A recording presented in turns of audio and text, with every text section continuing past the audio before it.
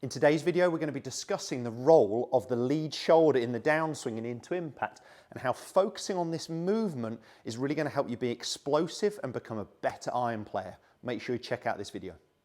Position, so lead shoulder's gone down and forwards, now up and back. Okay.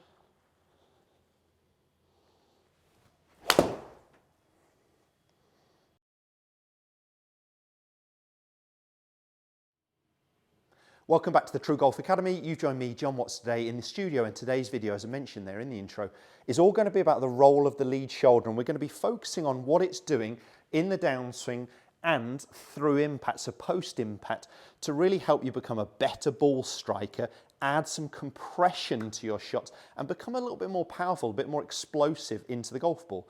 If this video is helpful, please make sure you hit the thumbs up, share it with as many golfers as you can, and do consider subscribing.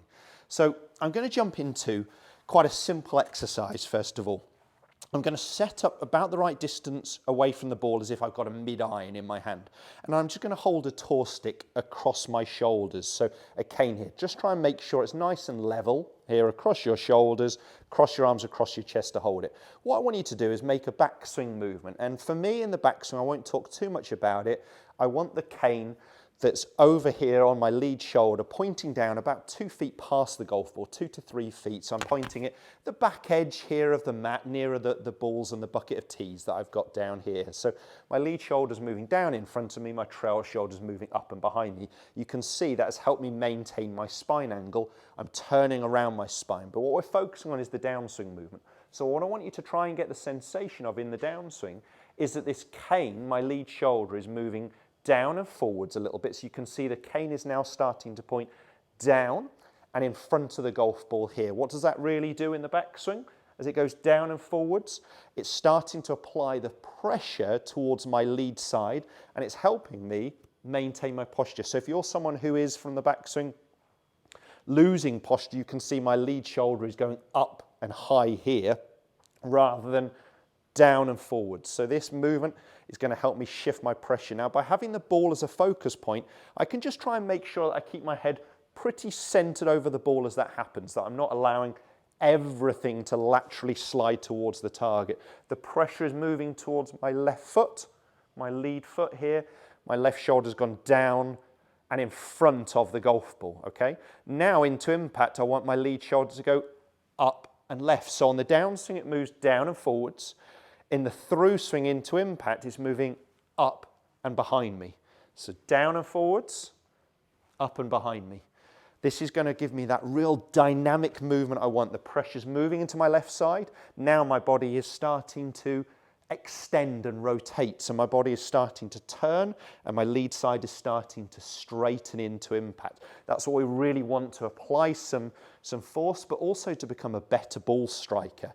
So if you're someone who loses posture, doesn't add that compression, doesn't get the pressure into the lead side, this simple exercise, just using a tour stick, you may do it in front of a patio window or a mirror, or get it on camera just to look at that movement. Have a ball as a focus point, make sure it's nice and level. First move in the downswing, left shoulder, lead shoulder, down and forwards, okay? Almost spearing the ball this way to start with. And then what I'm doing is lead shoulder is moving up and behind me. And that's really going to get my body feeling like it's starting to open and starting to straighten, starting to extend. Once you've done that, grab a golf club, feel it. So, make a backswing. Downswing, lead shoulder down and forwards, head still centered over the ball. Now my lead shoulder's up and back. Down and forwards, up and back. So it's really helping me maintain my posture and get that pressure to that lead side. And you may just start with one where you break it down and you go down and forwards. Little pump move, up and back into impact. So we're feeling that move and then that move clearing my chest. I love the sensation of getting the left shoulder moving up and behind me. Anyone who doesn't clear their left side well enough, open their left side for a right-handed golfer, their lead side, then that sensation is a great one. Lead shoulder up and behind you. One more of those. down into this position. So lead shoulder's gone down and forwards, now up and back. Okay, and don't worry too much about the ball flight when you're doing a broken down drill, broken down exercise, but good range exercise, good at home exercise before we put that into the full movement. So this is just focusing on the role of the lead shoulder. Just give it a whirl.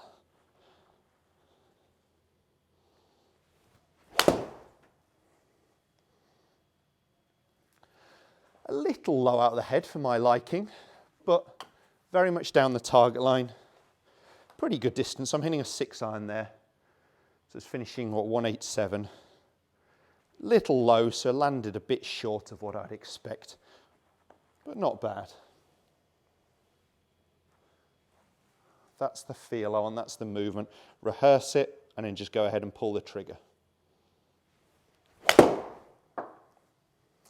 Now, apart from being well out the toe of the golf club, I got the movement I wanted, definitely lost me a few yards there, but it's the feel, it's the sensation I want to try and create, and then I'm just going to take that more automatically to the course. It may not be something you're thinking about consciously. I quite like the feeling consciously of the left shoulder up and left. I wouldn't necessarily think of that the whole movement, but when I'm doing a slow, deliberate training drill, why not?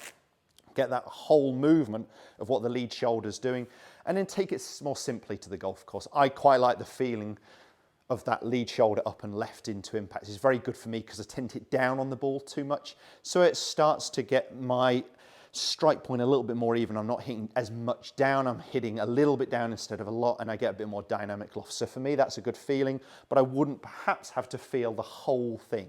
Depends what your fault is, but this as a total golf swing exercise could help a number of golf swing faults, a number of golfers. If the video has helped, hit the thumbs up, as I said at the start. Do please consider subscribing and check out my other content. Cheers guys, we'll see you soon.